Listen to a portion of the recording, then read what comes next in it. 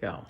So today we're going to show you how to break down a prime rib roast so you can get a roast out of it and also some steaks. This is a AA grade beef from Alberta.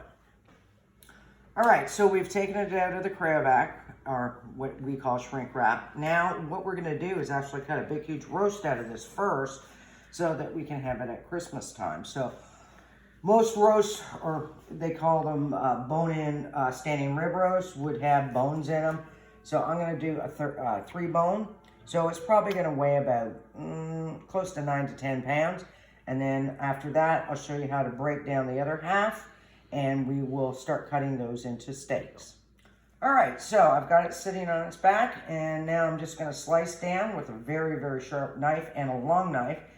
And I'm cutting all the way down, and I basically got in between the 2 rib bones right there. So we're just gonna slice that off, pull it over. That's the roast. I'm actually gonna clean this up, so I'm gonna take the fat cap off, take all this meat off, and you can also take the bones off and retie them if you'd like. If not, just leave the bones on it, but this will be a nice standing rib roast. All right, so now we are going to separate along where the bones are, the rib bones, and slice down. Obviously, you can see we got a real sharp knife, and we're going down. Just take your time, use the tip of your knife, keep pulling it back, and pull it back.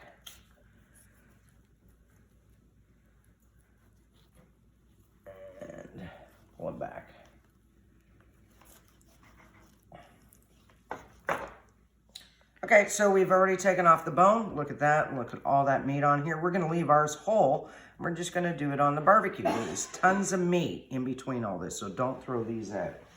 So next, we are going to take this fat cap off. This fat on the top, you see, it's kind of soft.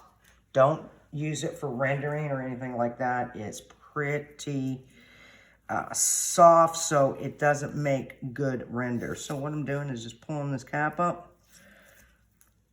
And I'm going to go across and pull it right off.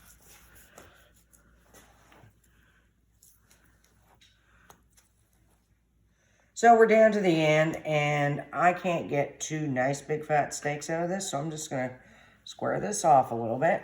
Obviously, I'm not going to throw that out. And we're going to roast this whole thing and then do some slices off of it. So these are all the beautiful steaks we just got off this ribeye. So obviously everybody cuts them differently. So that's basically 7 to 8 nice big steaks. Plus we still have that big roast over there that is going to serve 6 to 8 people for our Christmas dinner.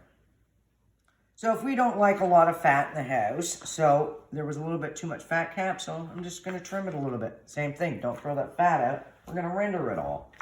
So just trim it up. If you like fat on your ribeyes, go for it and leave it on. Go ahead. So this is the cap off the top. So we're going to clean this up. So I'm going to start removing all the fat. And this will go into our stockpile. As you notice, you got a little roast in here. So just kind of start slicing.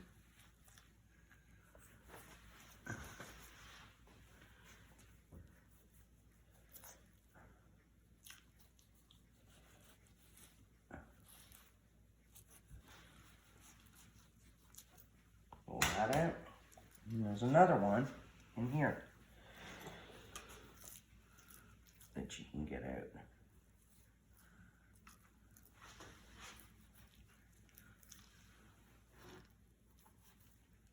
So from the fat cap, this is what we got left. You can use this and leave it like it is and use it for fajitas or something like that. Or you can trim it down and cut it into small pieces and make it stroganoff, a stir fry, whatever you would want. So this is the lip off the prime rib. As you notice, there's more fat on this end and meat in the middle of this. So what we're doing is actually taking all the good fat, which is a lot firmer. So anything firm, but you don't want any meat on it. And we're going to render that all down. So you can just put it in a pot, simmer it, and it'll actually produce probably about 1.5 cups or so of good cooking fat. So if you want to use it for Yorkshire puddings, cornbread, anything like that. Okay, so this is the prime rib that we cut. So I'm just going to trim. Actually, I'm going to switch knives here.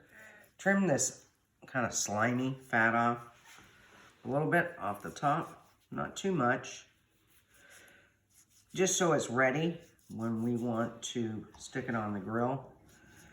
And we are going to leave the whole cap on this because we're actually going to be doing this on a Kamado Joe. So I want to be able to have the whole roast there. If you look at the side cut to it, look at that. It's got lots of meat in there. And this is from the actual bigger end of the prime rib that we did. So we cut steaks out of the smaller end so we could get thicker steaks and use this for the prime rib standing rib roast. All right, so we've taken off the soft fat on here. Also, it had the stickers in there, with, like the stamp. So I tried to get all the pink off of it. Otherwise, it is ready to go on the barbecue. And thank you for watching. Cheers from 3 Shakers.